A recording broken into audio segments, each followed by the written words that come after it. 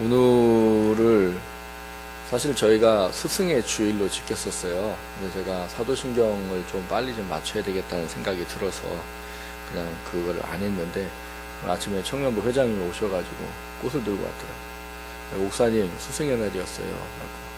난 생각도 안 했는데 여기 스승의 날 꽃을 이렇게 달아주어서 저도 사실 이런 거 하는 거 되게 좀 쑥스러워하고 어려워하는 사람 중에 하나인데 또 됐어 하지마 이럴 수도 없어서 그렇게 달고 나왔습니다. 근데 가만히 오늘 살펴보니까 우리가 생각해 보아야 할 말씀과도 큰 일맥상통하는 이야기가 있겠다 하는 생각이 들어집니다. 스승의 주일을 저희 교회는 일부러 지키는 이유가 있습니다. 지키는 이유는 세상 사람들의 스승은 참 귀하게 여겨요. 그런데 교회에서 스승은 별로 잘 귀하게 여기지 않더라고요. 근데 제가 자라오면서 느끼는 것 중에 하나가 그런 겁니다. 부모가 존귀 여기는 사람은 자녀도 존귀 여기게 되어 있고요. 부모가 존귀 여기지 못하면 자녀도 존귀 여기지 않아요. 요즘 선생님들이 참 힘들다고 하죠? 왜 힘들다고 합니까? 부모들이 선생님들을 선생님으로 여기지 않아요. 막 아이들 앞에서 선생한테 욕하고 선생님들 때리고 그러니까 아이들도 선생이 그런 줄 알아요. 부모들이 학원 선생님들은 더 이렇게 해주더라고요. 그러니까 애들도 학원 선생님이 더 이런 것 같아요. 제가 보기에 그래요. 그러니까 부모가 어떻게 중요히 여기고 존귀히 여겨주느냐가 자녀들에게는 그들의 삶의 모습이 됩니다. 네, 여러분 영혼을 책임져주는 사람에게 존귀히 여김을 하지 않으면 여러분 아이들도 그렇게 됩니다. 여러분들이 주일학교 아이들을 또 학생부 아이들을 두고 계신 부모님들은 꼭 아이들에게 교회 선생님에게 고마움과 감사를 뭐 선물을 안 하더라도 편지라도 아니면 뭐 전화라도 표현을 할 수 있도록 좀 가르치십시오. 그게 신앙인이에요. 그게 신앙의 참된 모습이고 바른 모습입니다. 내가 부모된 내가 자녀들에게 말씀을 가르치는 자를 존귀히 여겨주면 그것만큼 그 아이한테 해줄 수 있는 최고의 선물은 없습니다. 그 사람을 중요하게 여기는 게 아니라 말씀을 중요하게 여기는 거기 때문에 여러분에게 부탁을 드립니다. 꼭 주일학교나 학생부 자녀를 둔 부모님들은 꼭 교회 선생님들에게 감사를 아이들에게 가르칠 수 있도록 그거를 좀 본을 보이실 수 있도록 그렇게 해주시기를 좀 부탁을 좀 드리고 말씀을 시작하도록 하겠습니다. 오늘은 제가 지금 여러 가지 생각을 하면서 사도신경을 좀 빨리 맞춰야 되겠다 하는 생각이 들어서 사도신경 강의를 계속 이어갑니다. 오늘은 사도신경 18번째의 이야기를 좀 해보려고 합니다. 오늘 18번째 제목이 뭐냐면 나는 교회가 거룩한 가족임을 믿습니다 하는 겁니다. 같이 한번 읽어볼까요? 나는 교회가 거룩한 가족임을 믿습니다. 그것이 오늘 우리가 사도신경에서 고백하는 이야기는 뭐냐면 거룩한 공예와 성도가 서로 교통하는 것과 라고 고백하는 겁니다. 여러분들이 사도신경을 고백할 때 늘 그렇게 고백하고 있어요. 거룩한 공예와 성도가 서로 교통하는 것과 라는 고백을 여러분 사도신경을 통해서 하고 계십니다. 그럼 과연 내가 이거를 신앙의 고백으로 한다고 할 때 이게 과연 내가 어떤 의미로 깨달아지고 어떻게 내가 살아야 내가 거룩한 공예와 성도가 서로 교통하는 것과 라는 이 고백에 합당한 고백이 될 수 있는가 하는 거예요. 여러분 신앙 고백은 누구한테 하세요? 저한테 하세요? 하나님께 하시잖아요. 근데 하나님께 신앙 고백은 그렇게 하고 그렇게 안 살면 그건 뭐예요? 새빨간? 새빨간 붙이니까 좀 어려우세요? 좀 시뻘건? 거짓말이에요. 여러분 신앙 고백하는 거 참 귀한 겁니다. 그 신앙 고백이 굉장히 우리에게 중요한 거예요. 근데 그거를 고백할 때 그게 거짓은 안 돼야 될 거 아니에요. 그렇잖아요. 나 이런 하나님 믿어요. 나 이렇게 믿습니다라고 말하는데 그게 내 삶에서 안 되면 그건 그냥 거짓이 될 수밖에 없고 그것은 그냥 내 입에서 나오는 그냥 성경에 말한 것대로 표현하면 이런 거예요. 중언부언하는 거와 다를 것 없습니다. 뜻과 의미가 없이 그것의 삶의 세워짐이 없이 이야기되어지는 입의 입술의 말은 여러분 하나님한테 그렇게 중요하지 않아요. 나한테 그렇게 유익이 없습니다. 신앙 고백이 되도록 하셔야잖아요. 그래서 저희들이 올해 거룩한 삶을 살아가기 위해서 제가 첫 번째로 살펴보려고 했던 것이 신앙 고백이었습니다. 왜냐하면 신앙의 고백이 올바로 되어지지 않으면 여러분 우리는 무엇을 믿고 무엇을 하고 살아가는지를 모르고 살 수밖에 없기 때문입니다. 특별히 오늘은 여러분이 하나님께서 여러분들에게 주셨던 최고의 선물에 대한 이야기를 하는 겁니다. 그 선물이 바로 뭐냐 하면 교회예요. 교회. 여러분 그렇게 믿으세요? 하나님이 나에게 주신 최고의 선물이 교회라고 믿으십니까? 그게 왜 선물인지를 오늘 아십시오. 성경에서 말하는 왜 교회가 선물이고 그거를 왜 신앙 고백에 하나님이 넣어 놓으셨는지 그걸 돌아보고 깨닫는 귀한 은혜의 시간 될 수 있기를 주님의 이름으로 축원합니다. 첫 번째 함께 나누려고 하는 것은 거룩을 위해 존재하는 곳입니다 하는 거예요. 여러분 교회가 왜 하나님이 주신 최고의 선물일까요? 그런 말씀을 드려요. 신앙생활을 제대로 하려면 교회 중심으로 사셔야 됩니다 라고 말합니다. 근데 성경은 그런 말을 표현하고 있어요. 때가 악할수록 사람들이 뭘 안 한대요? 모이기를 더디한다라고 말해요. 그 교회에서 어떤 모임을 갖는다든지 훈련을 한다든지 뭘 한다든지 하면 교회에 오는 것을 참 어려워합니다. 저랑 9년을 같이 해오신 분들은 제가 옛날에 그런 생각을 해본 적이 있어요. 제가 교회를 이제 건축을 하고 내포시가 되면 보고만 시키고 그거를 위해서 지금 같이 하는 성도들이 빨리 잘 훈련되어지고 건강하게 훈련되어져야 한다라는 생각 때문에 참 초반기 때는 아주 거침없이 그냥 교육을 했었습니다.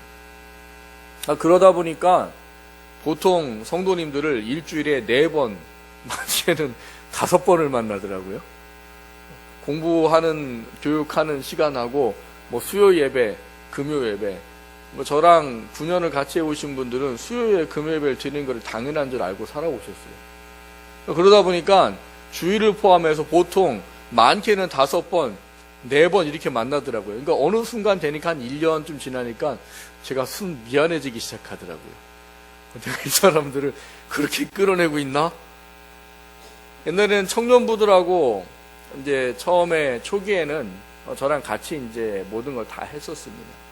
그러니까 청년들은 새벽에 왔어요. 새벽 예배 때 제가 차량을 갑니다. 홍성까지. 그 차를 돌아요. 그 자고 있는 애들을 깨워요. 일어나! 전화를 깨워요. 그럼 자고 있어요. 빨리 일어나, 나 지금 가니까. 그러니까 그것도 한 1, 2년 지나다 보니까 내가 이 친구들 너무 괴롭히는 거 아닌가. 다들 잠자고 있을 시간에 또 이 친구들이 나와서 주일 하루 종일 뭐 주일학교까지 하고 가면 빨리 가야 6시예요. 새벽 예배 와서 새벽 예배 같이 드리고 조금 쉬었다가 7시부터 9시까지 성경 공부했었습니다. 청년들하고. 9시까지 성경 공부하고 조금 쉬었다가 이제 찬양단, 또 그 친구들이 찬양단도 다 했어요. 그것도 악기 연습하고 찬양 예배 준비하고 하다가 이제 11시 예배 시작하고. 예배 시작해갖고 이제 좀 쉬고 식사하고 1시 반에 오후 예배 드리고 그리고 이제 조금 또 쉬었다가 쉬지도 않아요. 1시 반에 예배 드리면 저는 이제 차량 운행, 그때 당시에는 이제 저희 교회가 홍북에 있었어요. 그러니까 마을 부락 3개를 돌아다니면서 이렇게 차량 운행을 했어요. 그때 아이들이 한 40명, 50명 나왔었어요. 요 홍북 지역의 부락에 있는 아이들이. 그 아이들 데려갈 때 선생님들은 이제 주일학교 준비하고 3시부터 주일학교 해가지고 그렇게 주일학교 마치고 회의하고 그러면 보통 6시가 돼요. 그렇게 청년들은, 지금 있는 청년들은 그렇게 신앙생활을 해왔어요. 그러니까 어느 순간 보니까 내가 이 친구들 너무 괴롭히고 있나? 이 생각이 들더라고요. 저도 혼자 새벽에 차량 운행하면서 막 싸워요. 내가 괴롭히는 건가? 아니지. 잘 하는 거지. 이렇게 마음 먹었다가도 힘들어하는 청년들을 보면 내가 괴롭히는 건가? 이 생각이 들기도 하고 참 많은 시간을 저도 청년들은 모르겠죠. 저도 이렇게 새벽 예배 가면서 많이 싸워요. 이 친구들 좀 재웠으면 좋을 것 같아요. 또 어떤 때는 아니지, 이렇게도 힘들어도 해야지. 그런 싸움들을 저도 나름대로 했던 것 같습니다. 그런데 그것을 하면서 제가 지금까지 깨닫고 느끼는 것 중에 하나는 그런 거예요. 제가 좋아서 우리 청년들이 남아있을까? 그건 아닐 거예요. 제가 좋아서 성도들이 지금까지 교회를 옮기고 해오는 과정 속에 남아있을까? 그건 아니에요. 그거는 그들이 말씀 안에서 깨닫고 그리스도의 삶이 무엇인지를 비록 힘들고 어려운 시간이지만 조금씩 깨닫고 알아간 하나님의 은혜의 결과라고 생각이 들어집니다. 근데 그게 결과적으로 무엇을 우리에게 주느냐? 오늘 본문에서 우리에게 이야기하고 있는, 또 우리가 신앙 고백에서 고백하고 있는 거룩한 공회로 만들어져 가도록 하는 것에 있다라는 사실. 하나님이 교회를 주신 이유는 우리로 하여금 세상 가운데 살면서 세상에 휩쓸리지 않고 세상에 물들지 않고 거룩한 백성으로 부름받은 거룩한 공회의 사람으로 살도록 하기 위해서 주셨다는 거예요. 여러분, 교회를 안 나오기 시작해 보십시오. 여러분들 신앙생활 열심히 하실 수 있으시겠어요?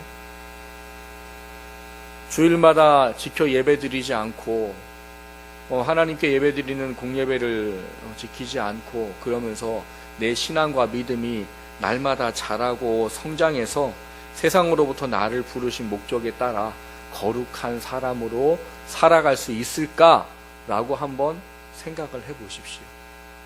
그게 가능할까요? 가능하지 않습니다. 그래서 하나님이 주신 것이 교회예요. 교회라는 곳이 세상으로부터 구별되어지도록 부르신 곳이기 때문입니다. 교회라는 단어를 제가 예전에 헬라어를 잠깐 설명드린 적이 있습니다. 교회라는 단어가 두 단어가 합쳐져서 생긴 교회다라고 제가 말씀을 드렸어요. 그건 제가 말씀드리는 게 아니라 헬라어 자체가 그렇게 되어져 있어요. 헬라어의 교회라는 단어는 에클레시아라는 단어로 되어져 있습니다. 에클레시아 이렇게 되어져 있어요. 근데 이 에클레시아라는 단어가 두 단어가 합쳐서 됐단 말이에요. 하나는 에크라는 전치사와 그 다음에 뒤에 나와 있는 우리 레시아라는 단어에 다른 어떤 어원을 비롯해서 두 단어가 합쳐졌어요. 근데 그 단어가 어떤 단어냐면 에크라는 단어는 어디로부터 밖으로 이런 뜻이에요. 어딘 어떤 뭐 안에서 밖으로 어떤 뭐 모임들 속에서 밖으로 이런 뜻이에요. 그러니까 거기로부터 벗어나서 이런 뜻입니다. 레시아라고 우리가 이름하는 이 단어는 회임, 모집, 모임 이런 뜻이에요. 그러니까 그 두 단어를 합쳐서 에클레시아라고 하는데 그걸 우린 교회라고 번역해놨습니다. 교회. 그럼 무슨 이야기일까요? 교회라는 것은 어디로부터 나와서 모여지는 사람들의 모임 이런 뜻이에요. 그거를 오늘 본문의 이야기대로 한다면 14절에 보면 이렇게 되어 있습니다.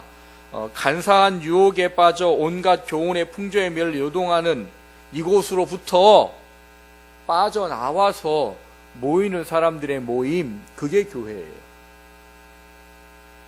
그럼 이 14절에 나와 있는 이 속임수와 간사한 유혹, 온갖 교훈의 풍조, 이거는 뭡니까? 이거를 우리가 흔히 말하는 세상이라고 말하는 이야기입니다. 이 세상은 다른 말로 표현하면 뭐예요? 사단이 권세를 잡고 있는, 사단의 권세 아래 있는 사람들의 모임이라고 말하는 거예요. 예수를 구주로 고백하고 하나님의 은혜를 깨닫기 전에는 누구나 다 태어나면서 이 속에 있습니다. 내가 인정하고 싶든 인정하고 싶지 않든 누구나 다 그 사단의 권세 아래 있고, 성경은 표현하기는 거짓의 아비로 그 아래 있다라고 말해요. 쉽게 표현하면 사단의 자녀로 그 안에 속해 살고 있다라는 겁니다.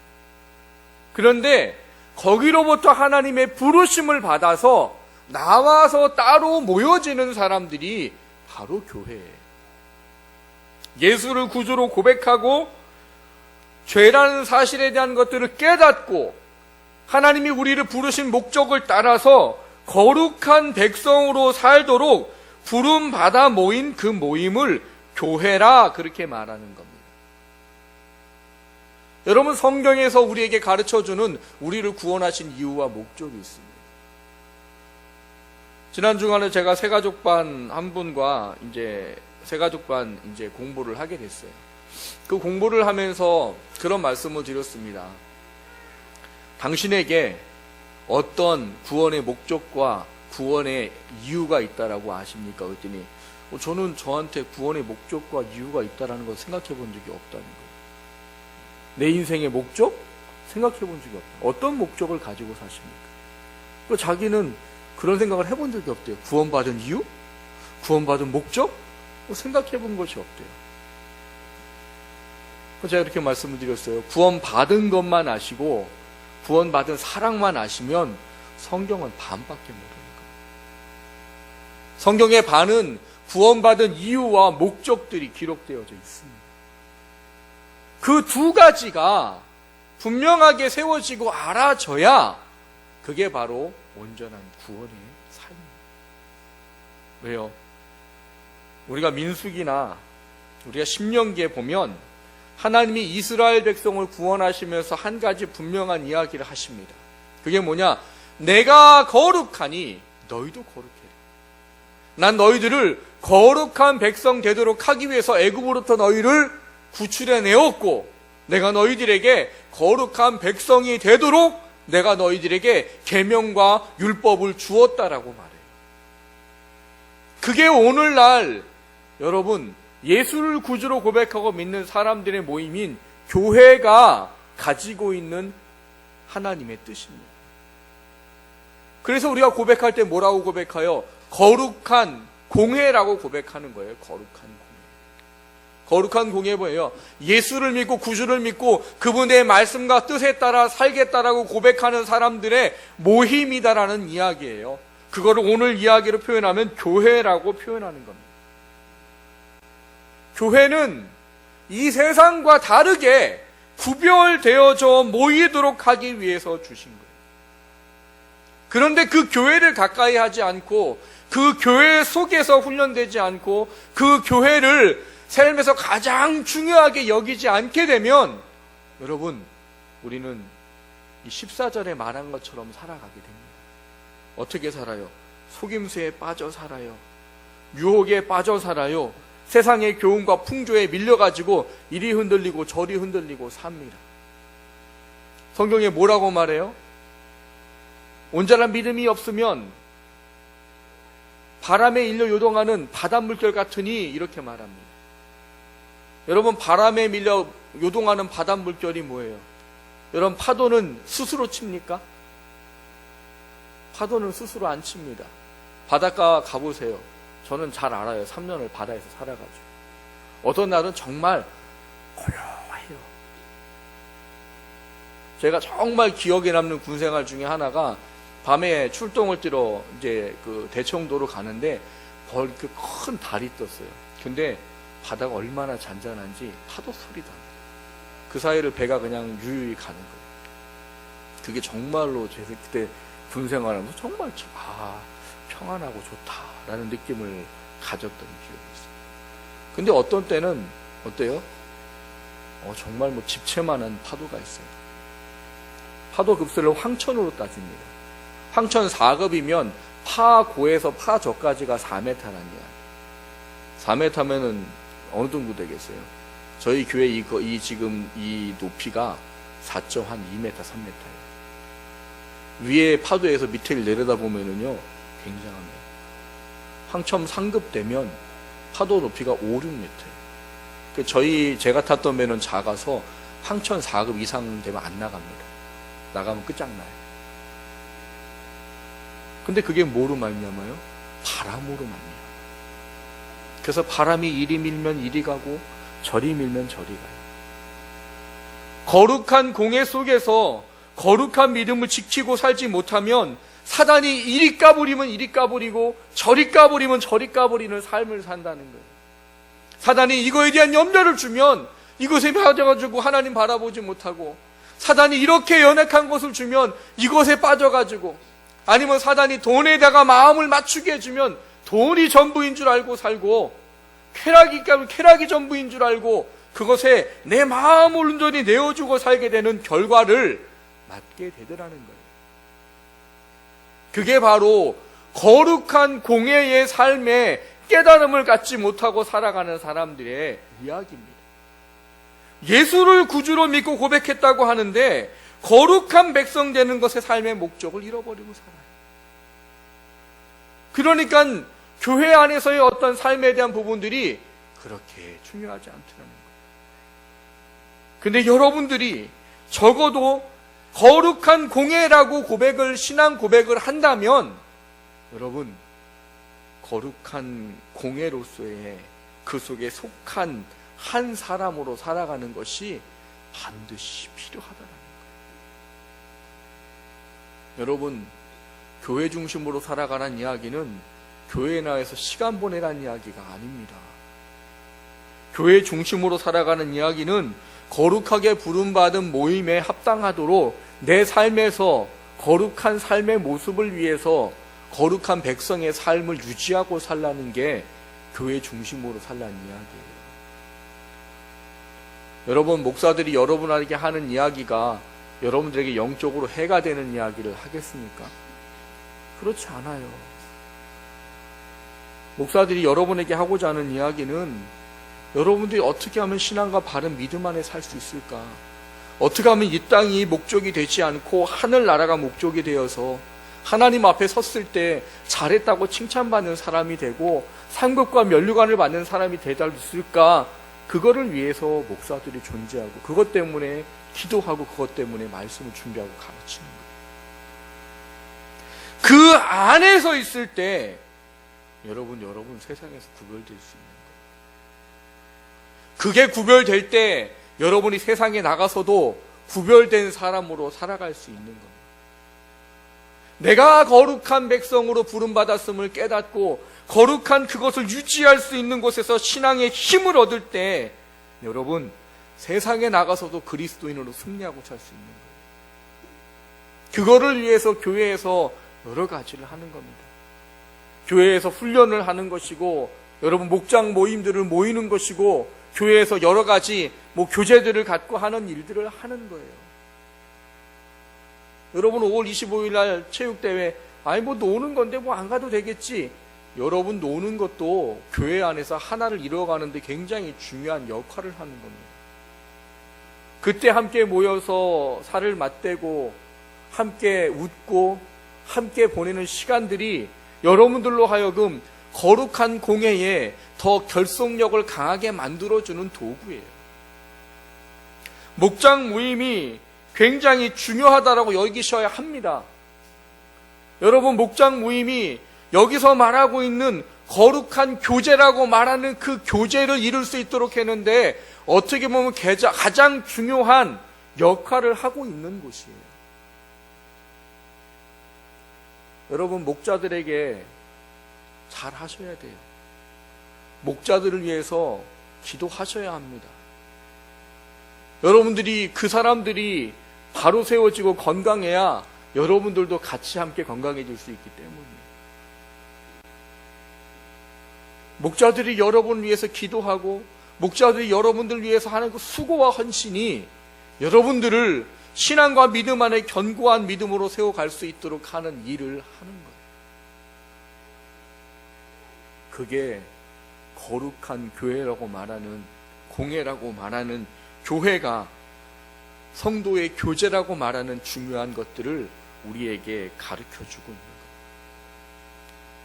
거예요. 여러분, 신앙 고백을 신앙 고백처럼 하기를 원하신다면 여러분, 교회 중심으로 사셔야 돼요. 하나님 말씀의 중심으로 사셔야 하고, 그 말씀과 기도가 세워지기 위해서 함께 해야 되는, 몸이라고 표현하는 오늘 본문에서 말하는 그것에 함께 해 나가는 것을 하나님이 우리에게 주셨다는 사실들을 인정하셔야 합니다. 교회가 그런 곳이 될 수 있도록 하십시오. 단지 주일날 한번 나와서 1시간 예배 드리는 곳으로 생각하시면 안 돼요. 교회는 그러라고 있는 것이 아니에요. 그럴 것 같으면 그냥 TV 보시고 예배 드리셔도 돼요. 그냥 예배 드리는 거로만 생각을 하실 거면 그냥 TV 보시고 예배 드리시면 돼요. 중요한 건 교회는 그렇게 주신 것이 아니라는 사실이에요. 교회는 함께 신앙을 세워가도록 주신 것입니다. 그렇기 때문에 그 교회의 중요성을 여러분이 깨닫고 그 속에서 함께 기도하고 울며 웃고 함께 말씀을 세워갈 때 여러분은 신앙 고백의 한 부분을 온전히 할 수 있게 되는 거예요. 그 고백이 온전한 고백 되시기를 주님의 이름으로 축원합니다. 두 번째로 나누고자 하는 것은 함께 이루도록 허락하신 곳입니다 하는 거예요. 여러분, 우리가 거룩한 공회와 성도가 서로 교통하는 것과 라고 말할 때에 이 교회에 주신 목적 하나를 또 분명히 이해하셔야 합니다. 교회는 우리를 거룩하게 하는 곳으로 주셨어요. 그런데 그거와 또 한 가지 우리에게 주신 목적이 뭐냐? 함께 세워가라고 주셨다는 사실입니다. 신앙생활 하면서 시험 드는 분들 많이 만납니다. 여러분, 시험 드는 분들이 대부분 뭐에 시험 듭니까? 교회에서 뭐 안 해줘서 시험 드는 분 별로 없어요. 시험 드는 분의 대부분들은 사람의 관계 속에서 시험을 듭니다. 근데 사람의 관계 속에서 어떻게 시험 드느냐? 대부분들이 믿음이 있다고 하는 사람들이 믿음이 연약한 사람들에게 상처 주는 게 많아요. 믿음이 많다, 연약하다에 대한 부분들은 조금 생각해 볼 필요가 있습니다. 믿음이 크다, 믿음이 성숙했다, 성장했다는 교회 오래 나왔다, 직분을 가졌다의 이야기가 아니에요. 물론 같을 수도 있어요. 그러나 아닐 수도 있습니다. 직분은 장로고 권사고 집사인데 그 신앙이 성숙해 있지 않은 사람 많습니다. 그것과 똑같다라고 말할 수는 없어요. 신앙과 믿음에 있는 사람들이 건강하고 바로 세워져 있으면 다른 사람들 시험에 들게 하지 않아요. 본인들은 성장해 있다고 하고 본인들은 오래 생활했으니까 믿음이 좋다고 생각하지만 다른 사람들을 시험에 들게 만들면 그건 성숙한 신앙인이 아닌 거예요. 대부분의 사람들이 그렇게 시험에 듭니다. 근데 그것을 가만히 들여다보면 어떤 게 있는가 하면 왜 그것밖에 안 돼? 그렇게 하면 안 되지. 이렇게 하는 거야. 그 믿음이 없어가지고 말이야. 이런 이야기들이 많더라는 거예요. 그러면서 그런 생각 하시겠죠. 참 믿음 없어. 어떻게 저렇게 믿음이 없어가지고 저러고 살까? 아니 왜 저렇게 믿음이, 왜 이렇게 교회 다니면서 믿음이 안 세워져 저렇게. 근데 여러분, 그걸 하나님이 들으신다는 이야기. 그리고 오늘 교회를 주실 때 뭐라고 주셨는지 분명히 아셔야 됩니다. 교회라는 곳에는 항상 복수의 언어가 쓰입니다. 우리가, 지체가, 그리스도를 머리로 두고 그 몸을 지체라고 말씀하세요. 그 지체에는 각자 다 분량과 능력과 하나님이 주신 것대로의 같은 일을 해나가도록 사람으로 세워지도록 해주셨다는 거예요. 그런데 그것을 이루어가기 위해서는 반드시 필요한 게 있는데 뭐냐 하면 그 공동체가 함께 세워져 가야 한다라고 말하고 있다는 거예요. 나 혼자 신앙생활 잘한다고 해서 내가 나중에 하나님 앞에 가가지고 너 신앙생활 참 잘했다, 그렇게 인정받을 수 없다는 말입니다. 어떨 때요, 연약한 성도가 있고 세워져야 될 사람이 있고 기도해줘야 될 사람이 있고 도와줘야 될 사람이 있고 붙잡아서 믿음을 세워줘야 될 사람이 있는데 그 사람들을 바라보면서 그 교회의 직분을, 교회로 부름받은 사람의 삶을 살지 않으면 나 혼자 신앙생활 잘했다고 하나님 앞에 가서 칭찬 못 받아요. 왜요? 그렇게 말하고 있어요. 오늘 13절에 보면 이렇게 말합니다. 우리가 다 하나님의 아들을 믿는 것과 아는 일에 하나가 되어 온전한 사람을 이루어 그리스도의 장성한 분량이 충만한 데까지 이르리니, 누가요? 내가요? 우리가요. 우리가. 내가가 아니래요. 내가가. 하나님이 제일 싫어하는 성씨가 있대요. 뭐래요? 김씨예요? 박씨예요? 아니래요. 내가래요. 내가. 하나님이 제일 싫어하는 성씨가 내가래요. 내가 뭐 이렇게 하고, 뭐 내가 뭐 누군데, 내가 뭔데, 제일 싫어하신대. 그런데 그게 똑같습니다. 하나님은 교회를 주시면서 뭐라고 말씀하셨느냐? 우리가예요. 우리가. 하나님 편에서 이야기를 다시 해드릴까요? 너희가예요. 너희가 다 온전하게 하여, 너희가 다 하나님을 믿는 믿음 안에 그리스도의 장성한 분량에 함께 이르러, 이렇게 말씀하시고. 근데 교회의 목적을 모르는 분들이 너무 많으세요. 다른 사람들이 신앙생활 제대로 못하고 힘들고 어려워하고 있는데 그건 그 사람 이야기인 줄 알아요. 그 목사 혼자의 일인 줄 알아요. 아니에요.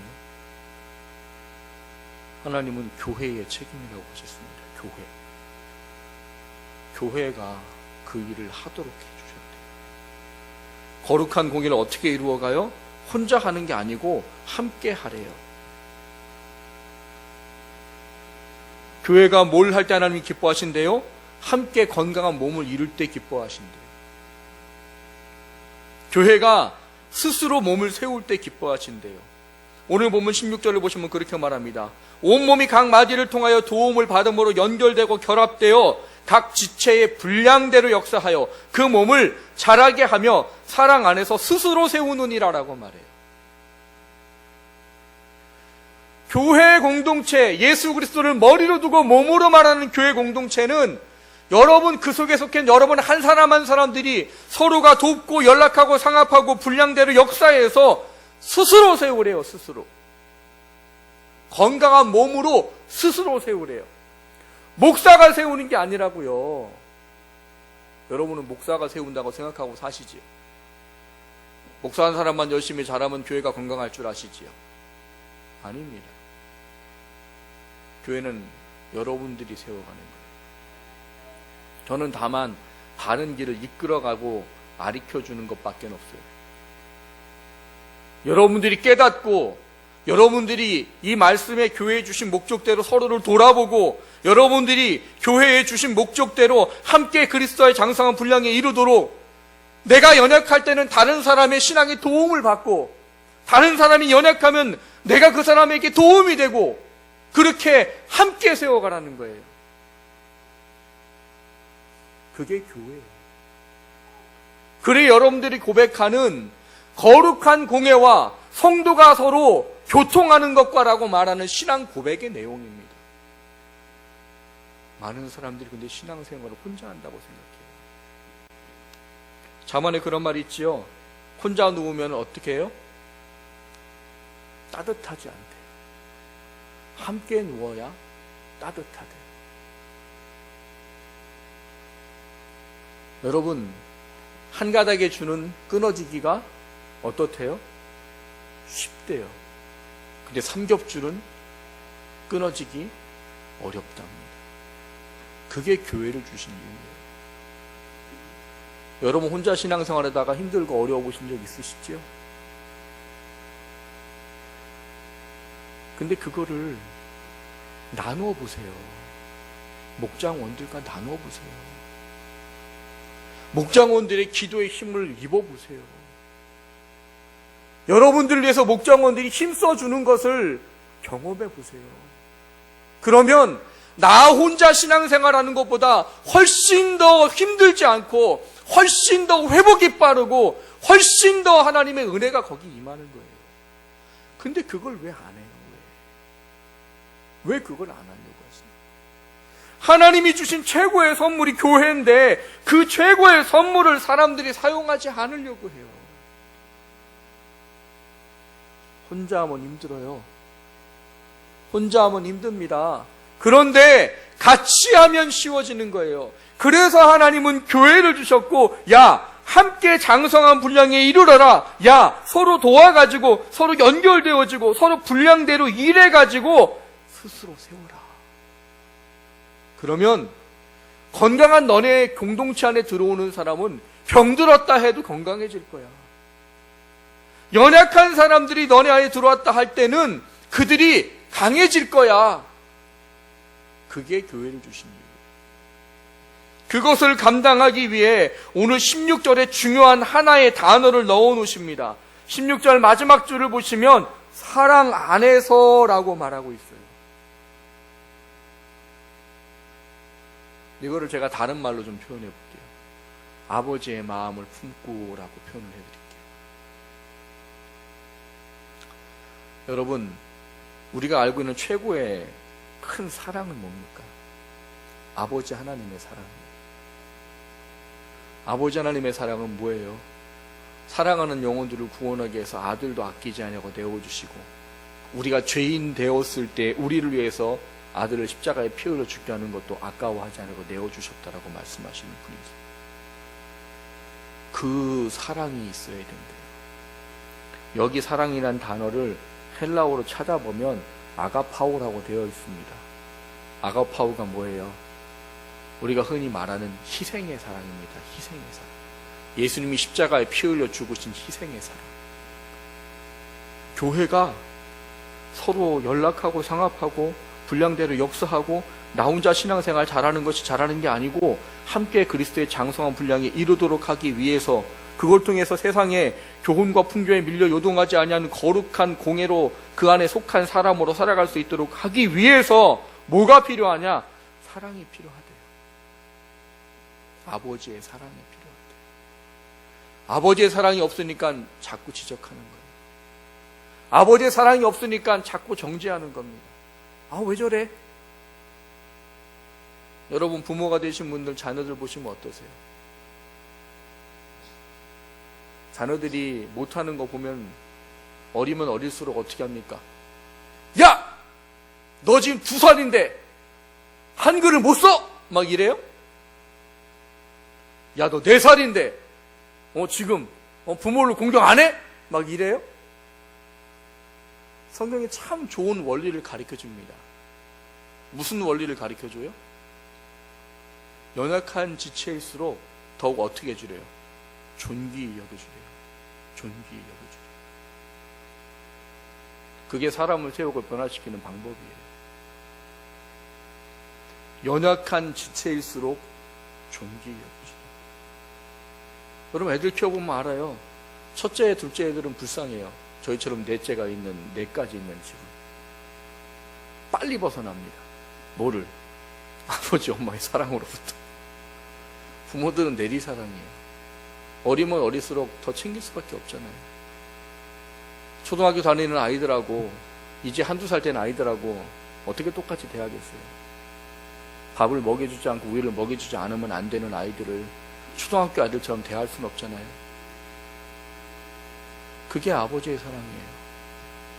그래서 하나님은 교회라는 곳을 가르칠 때 하나님께서 반드시 이야기하고 있는 것 중에 하나가 연약한 사람이에요. 연약한 사람. 그 연약한 사람을 더 존귀히 여겨주고 그들 위해서 더 많이 기도하고 그들 위해서 더 많이 관심을 가지래요. 근데 그것을 못하는 게 뭐 때문이라는 거예요? 우리 안에 아버지 사랑이 없으면 못한다는 거예요. 아버지 사랑이 없기 때문에 정죄하는 겁니다. 아버지 사랑이 없기 때문에 고린도 교회 사람들처럼 하나님이 주신 은사를 가지고 다른 사람들 시험 들게 만드는 거예요. 고린도서 12장이 교회를 이야기하며 언급되는 은사장입니다. 어떤 은사가 있다라는 것을 이야기하게 한 게 아니에요. 고린도 교회가 그런 은사를 가졌는데 그 은사 가지고 은사대로 사용하지 않고 사람들을 시험에 빨게 해주고 사람들을 어렵게 만들고 교회를 어지럽게 만들어서 하나님이 쓰신 거예요. 그리고 나서 그것을 깨닫고 해결할 수 있는 방법으로 주신 게 고린도전서 13장입니다. 13장이 뭐예요? 13장은 우리가 흔히 뭐라고 말해요? 사랑장이라고 말하잖아요. 거기 사랑장 1절 쭉 읽어보세요. 그거를 12장하고 분리해서 읽으시면 그 사랑장 제대로 이해 못합니다. 거기 보면 은사에 대한 이야기를 같이 언급하면서 이야기해요. 너희들이 그런 은사 가져도 사랑이 없으면 아무것도 아니야. 그렇게 말하는 게 사랑장입니다.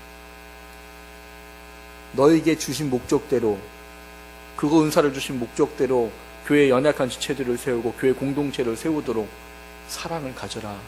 그게 고린도전서 12장 13장이에요. 그게 오늘 여기 16절의 이야기인 겁니다. 사랑하는 꿈이 같은 가족 여러분, 여러분이 신앙생활을 신앙 고백을 할 때 그렇게 고백하세요. 거룩한 공예와 성도가 서로 교통하는 것과 그게 거짓말 되지 않도록 하시기를 주님 이름으로 축원합니다. 그게 신앙에서 삶이 되셔야 돼요. 거룩한 교회의 중심으로 사십시오. 그리고 그 거룩함을 위해서 함께 세워주는 교회 공동체 안에 속해서 있으십시오. 그리고 제발 좀 돌아보세요. 나 혼자만 살게 급급하지 마시고 옆에 있는 사람이 신앙이 있는지 없는지, 연약한지, 내 도움이 필요한지 아닌지 좀 돌아보세요. 그리고 한 가지 부탁합니다. 연약한 곳에 계신 분들은 도움을 제발 좀 받으세요. 연약할 때 있을 때 나 혼자 끙끙대지 말고 제발 좀 도움을 요청하세요. 뭐라고 하셨어요? 병든 자가 있느냐? 교회 장로들을 불러다가 기름을 바르고 안수를 받아라 그렇게 말해요. 신앙과 믿음이 연약할 때 도움을 요청하시란 말이에요. 나 혼자 끙끙대고 나 혼자 힘들어하지 말고. 그러면 교회가 아니에요. 도움을 주고 도움을 받으십시오. 그게 교회입니다. 그게 여러분이 고백하는 사도신경의 고백이에요. 그럴 때 우리는 거룩한 공예로 세워져 가는 거예요. 그 삶이 세워져가는 우리 모두가 될 수 있기를 주님의 이름으로 축원합니다. 이 시간 말씀을 생각하며 같이 합심해서 기도하기 원합니다. 하나님께서 교회를 주셨습니다.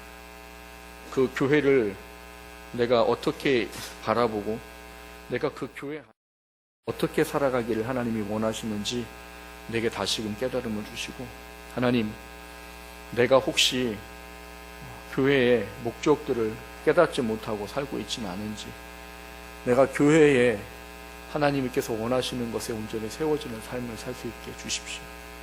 그래서 우리 교회가 연약한 사람들이 들어오면 세워지는 교회, 영적으로 병들어 있는 사람들이 오면 영적이 회복되는 교회, 내가 힘들고 어려울 때 도움을 받을 수 있는 교회, 어려운 사람들을 보면 내가 도와줄 수 있는 교회, 그런 교회 되게 해주십시오.